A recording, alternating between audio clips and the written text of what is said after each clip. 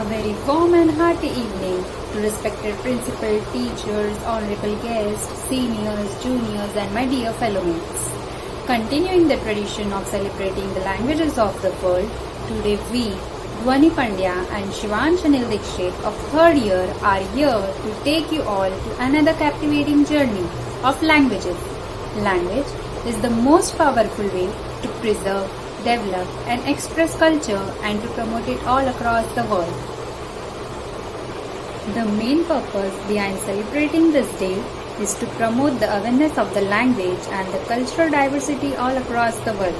It was first announced by UNESCO on November 17, 1999. Since then, we celebrate 21st February every year as International Mother Language Day. अंतर्राष्ट्रीय मातृभाषा दिवस यह मानता है कि भाषाएं और बहुभाषावाद समावेश को आगे बढ़ा सकते हैं और सतत विकास लक्ष्य किसी को पीछे ना छोड़ने पर अपना ध्यान केंद्रित करते हैं। यूनेस्को का मानना है कि पहली भाषा या मातृभाषा पर आधारित शिक्षा की शुरुआत प्रारंभिक अवस्था में होनी चाहिए, क्योंकि बचपन की देखभाल और शिक्षा सीखने की नींव है।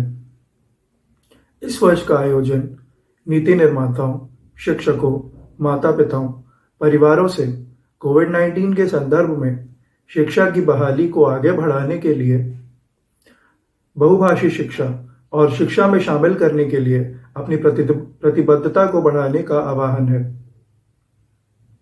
यह प्रयास संयुक्त राष्ट्र अंतर्राष्ट्रीय स्वदेशी भाषाओं के दशक में भी योगदान देता है, जिसके लिए यूनेस्को मुख्य एजेंसी है और जो बहुभाषावाद को स्वदेशी लोगों के विकास के केंद्र में रखती है। Before we start this journey today, we should all remember the true reason behind celebrating 21st February as International Mother Language Day every year.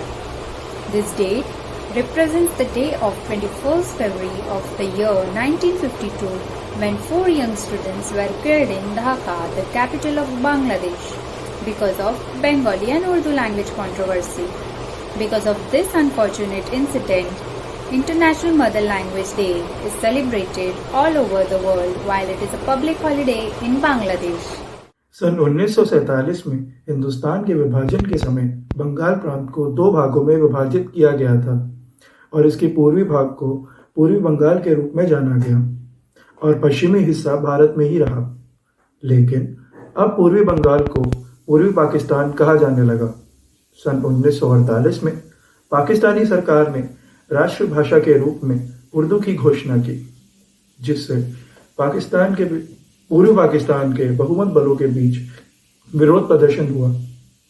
विरोध प्रदर्शन नियंत्रण से बाहर हो गया, जिससे ढाका विश्वविद्यालय के 4 प्रदर्शनकारी छात्रों की पुलिस की गोली से मौत हो गई। अंतर्राष्ट्रीय मातृभाषा दिवस उन छात्रों की स्मृति में मनाया जाता है जो अपनी मातृभाषा के लिए लड़ते हुए शहीद हुए। हम कभी भी उनके बलिदानों को नहीं भूलेंगे। आज हम यह रंगारंग कार्यक्रम मातृभाषाओं को याद करते हुए प्रस्तुत कर रहे हैं, उन छात्रों की स्मृति में जिनका बलिदान युवाओं का जोश बढ़ाता है। Today, we start our journey with one of the very vulnerable languages from the northern part of our country. I invite Mr. Ansh Sharma of first year to enlighten us about this language. Good evening, everyone. Balti is a Tibetan language natively spoken by the ethnic Balti people in the Baltistan region of Gilgit-Baltistan, Pakistan, Nubra Valley of the Leh district and in the Kargil district of Ladakh, India. This language differs from Standard Tibetan. Many sounds of Old Tibetan that were lost in Standard Tibetan are retained in the Balti language. It also has a simple pitch accent system only in multisyllabic words, while Standard Tibetan has a complex and distinct pitch system that includes tone contour. Balti is spoken in most parts of Gilgit-Baltistan in Pakistan, Kargil and Nubra Ladakh in India. According to the Gilgit-Baltistan Scouts, Balti is mostly spoken in Skardu, Shigar, Gultari, Ganshe, Rondu and Kharmang parts of Gilgit-Baltistan. In the twin districts of Ladakh region, It is spoken in Kargil city and its surrounding villages like Hardas, Lato, Karkitcho and Balti Bazar, and in Leh, Turtuk, Bogdan, Yakshi, including Leh city and nearby villages. Balti language is also spoken by Balti immigrants in Karachi, Lahore, Islamabad, Quetta, and other cities of Pakistan. In India, it is spoken in Dehradun, Nainital, Ambari, Shimla, and other cities of northern India by immigrants who have migrated from Baltistan, Kargil, and Nubra before the partition of India and Pakistan. Nopro's literature, except rural collections, have been found written in Balti. Some epics and sagas appear in oral literature, such as the Epic of King Geser and the stories of Ragya Lu Sholobazan and Ragya Lu Sarasbu. All other literature is in verse. Balti literature has adopted numerous Persian styles of words and vocables which amplify the beauty and melody of its poetry. The Linguistic Census of India has put the number of Baltis in 2011 at 13,774 down from 20,053. The number of Baltis has been shown to be decreasing since 1981, when their number was 48,498. The major issue facing the development of Balti literature is its centuries long isolation from Tibet owing to political divisions and strong religious differences, and even from its immediate neighbor Ladakh for the last 50 years. Separated from its linguistic kin, Balti is under pressure from more dominant languages such as Urdu.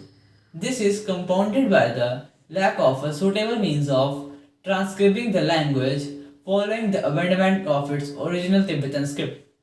The Baltis do not have the awareness to revive their original script, and there is no institution that could restore it and persuade the people to use it again.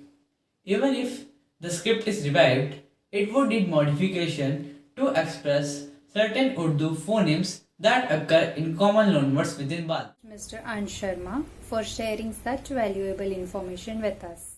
अब हम भाषाओं के जगत के एक बहुत ही विशिष्ट और अपक्षपाती भाषा के बारे में जानेंगे। इस भाषा का महत्व ये भी है कि यही वो भाषा है जिसके कारण इस पर्व की शुरुआत हुई। ये वो भाषा है जिसके कारण सभी भाषाओं का अस्तित्व आज भी स्थापित है। आज के इस रंगारंग कार्यक्रम को आगे बढ़ाते हुए हम हमारी प्रिय भूतपूर्व छात्रा सुश्री मुस्कान बेदी जी और वर्तमान प्रथम वर्ष के छात्र कुमार कार्निक सक्सेना जी को बुला लेते हैं, जो हमें इस विशिष्ट भाषा के बारे में और भी ज्ञानवर्धक सूचनाएं देंगे। नमस्कार। बंगाली भाषा की जड़ प्राकृत या मध्य भारत आर्यन से है, जो बदले में संस्कृत या पुराने भारत आर्यन से उतरी। 2000 से अधिक वर्षों के लिए संस्कृत प्रमुख साहित्यिक भाषा थी और एक ऐसी सामान्य भाषा भी थी जो आमतौर पर लोगों द्वारा इस्तेमाल की जाती थी, जो आमतौर पर सीखा या विद्वानों और भारत के सुसंस्कृत लोगों के बीच अन्य भाषाओं को बोलते हैं। गुप्त साम्राज्य के दौरान बंगाल संस्कृत साहित्य का एक केंद्र था। बंगाल में मध्य भारतीय आर्यन बोलियां प्रभावशाली थी, जब यह क्षेत्र मगध क्षेत्र का एक हिस्सा था। इन बोलियों को भारत के वर्तमान बिहार में बोली जाने वाली मगधी प्राकृत बोला जाता था। मगधी प्राकृत अंततः अर्ध मगधी में विकसित हुई और बंगाल की अन्य भाषाओं से दिन प्रतिदिन अलग होती गई। पहली शताब्दी के अंत में अर्ध मगधी को अपभ्रंश भाषाएं कहा जाता है। तब बंगाली भाषा समय अनुसार एक विशिष्ट भाषा के रूप में विकसित हुई। Bengali is the national and official language of Bangladesh and one of the 23 national languages recognized by Republic of India. It is the official language of the state of West Bengal and the co-official language of the state of Tripura, Kachchar, Karimganj and Hailakandi districts of southern Assam and the Union Territory of Andaman and Nicobar Islands. Bengali speakers make up the majority in Nile Island and Havelock Island. वहां तैनात संयुक्त राष्ट्र से बांग्लादेशी शांति सेना को सम्मानित करने के लिए इसे सिएरा लियोन की आधिकारिक भाषा बना दिया गया। यह असम की सह आधिकारिक भाषा भी है, जिसमें दक्षिण असम के मुख्य रूप के 3 सिलट भाषी जिले हैं, करीमगंज, सिलचर और हौलाकांडी। बांग्लादेश और भारत दोनों के राष्ट्रगान रविंद्रनाथ टैगोर द्वारा बंगाली भाषा में लिखे गए थे। The era of Bengali novel began in the later half of the 19th century. The first out-and-out romantic Bengali novel is Sri Bankim Chandra Chatterjee's Durgesh Nandini, while the first Bengali novel of social realism is Sri Pari Chandra Mitra's Ala Lel Gharer Dulal. Sri Bankim Chandra Chatterjee gave nation its national song Vande Mataram from his political novel Anand Mat. This century also witnessed the advent of periodical press in the form of Digdarshan and Samachar Darpan, both published by the Serampore missionaries. The great dramatists of 19th century were Sri Girish Chandra Ghosh, Sri Amrit Lal Bose and Sri D.L. Ray. And the great prose writers were Sri Rabindranath Tagore and Sri Ishwar Chandra Vidyasagar. Even the popularity of poetry in Bengali literature witnessed its sweeping rise during this period. Sri Bihari Lal Chakravarti's Sharoda Mangal and Sadar Ashan brought in a breath of fresh air by its refined and tender lyrics. I now request Ms. Kritika Kumari of present third year and our respected alumnus Mr. Manabes Panda to describe more about the upcoming performance. Thank you, Kanik. Kantaramoru is a patriotic poem or a song written by Bidrohi Kabi Qazi Mizrul Islam between the year 1924 to 1926. It was a tumultuous year in the history of India and Bengal, with the War of Independence against British colonization and religion-based riots, bathing our motherland in blood while draining the overall health of the society. यह गीत स्वतंत्रता संग्राम में स्वतंत्रता सेनानियों द्वारा सामना की जाने वाली विभिन्न चुनौतियों का वर्णन करता है, जो एक तूफान में एक नाविक द्वारा सामना की जाने वाली कठिनाइयों की तुलना करते हैं। यह न केवल प्राकृतिक घटना है जो समुद्र में चुनौतीपूर्ण है, बल्कि लोगों का रवैया भी है।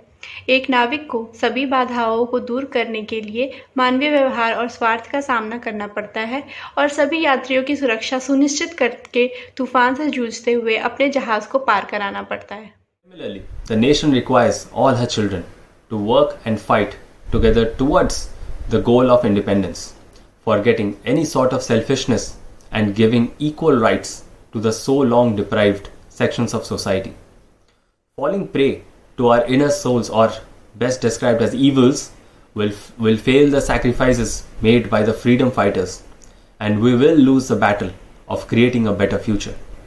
This poem is ever relevant in all societies of how citizens of a country should work towards a better future and how the leaders of the country should act. काजी नजरुल इस्लाम का जन्म 25 मई 1899 में हुआ था। वह एक बंगाली कवि, संगीतकार, क्रांतिकारी और दार्शनिक थे, जिन्हें बंगाली कविता के अग्रणी कार्यों के लिए जाना जाता है। उन्हें लोकप्रिय रूप से विद्रोही कवि के रूप में जाना जाता है, क्योंकि उनके कई कार्यों में दास्ता, घृणा और परंपरा के माध्यम से मनुष्यों के उत्पीड़न के खिलाफ एक तीव्र विद्रोह दिखाया गया है। उन्हें आधिकारिक तौर पर बांग्लादेश के राष्ट्रीय कवि के रूप में मान्यता प्राप्त है और भारत में भी बहुत माना जाता है। सभी उल्लेखनीय लेखकों और प्रेरक संगीतकारों में से जिनके शब्द और प्रेरक विचारों ने भारत और विशेष रूप से बंगाल के संघर्ष को मध्य 1800 दशक और मध्य 1900 दशक के बीच ब्रिटिश उपनिवेशवाद पर जीत हासिल करने के लिए प्रेरित किया, विद्रोही कवि काजी नजरुल इस्लाम की रचनाएं पूरी तरह से बेजोड़ हैं। Born in a poor Muslim family, Nazrul received religious education and worked as a muezzin at local mosque. He learned of poetry, drama and literature while working with theatrical groups. After a stint in the British Indian Army, Nazrul established himself as a journalist in Kolkata, then Calcutta. He assailed the British Raj and preached for revolution through his poetic works such as Bidrohi or the Rebel and the Bhangar Gan or the Song of Destruction, as well as his publication included Dhumketu, meaning the comet. While in the prison, Nazrul wrote the Rajpabandir Jababandi, that is, deposition of a Netaji के शब्दों में हम में से बहुत से लोग jail जाते हैं, लेकिन हम साहित्य में सलाखों के पीछे जीवन का बहुत कम प्रभाव देखते हैं। कारण धारणा की कमी है। लेकिन नजरुल जेल गए थे, इसका प्रमाण उनके लेखन में कई जगह मिलता है। वही उन्हें सच्चा इंसान बनाता है। यह सच है कि नजरुल को विद्रोही कवि कहा जाता है। कोई भी स्पष्ट रूप से यह बता सकता है कि वह भीतर से विद्रोही हैं।